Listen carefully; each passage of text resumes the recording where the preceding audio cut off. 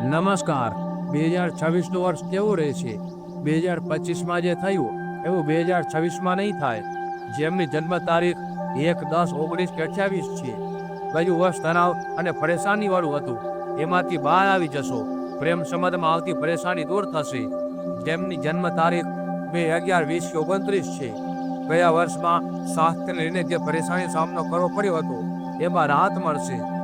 જેમની જન્મ તારીખ 3-12-21-30 છે, એમના માટે આવનારું વર્ષ રહસ્યમય રહેશે.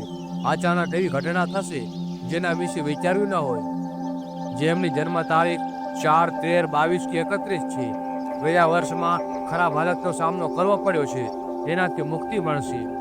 જેમની જન્મ તારીખ 5-14-23 છે, એમના માટે આવનારું વર્ષ ખર્ચાળ રહેશે. ખાસ યાત્રા અને પ્રવાસ સંબંધિત ખર્ચ વધુ રહેશે. જેમની જન્મ તારીખ 6-15-24 છે, એમને ગયા વર્ષમાં જે કયો અનુભવ થયા છે એમાંથી કંઈક શીખીને આગળ વધવું. જેમની જન્મ તારીખ 7-16-25 છે, એમને પ્રેમ સંબંધમાં નિષ્ફળતા મળી શકે છે. પ્રેમ સંબંધમાં મન મોટાવની સ્થિતિ બની શકે છે.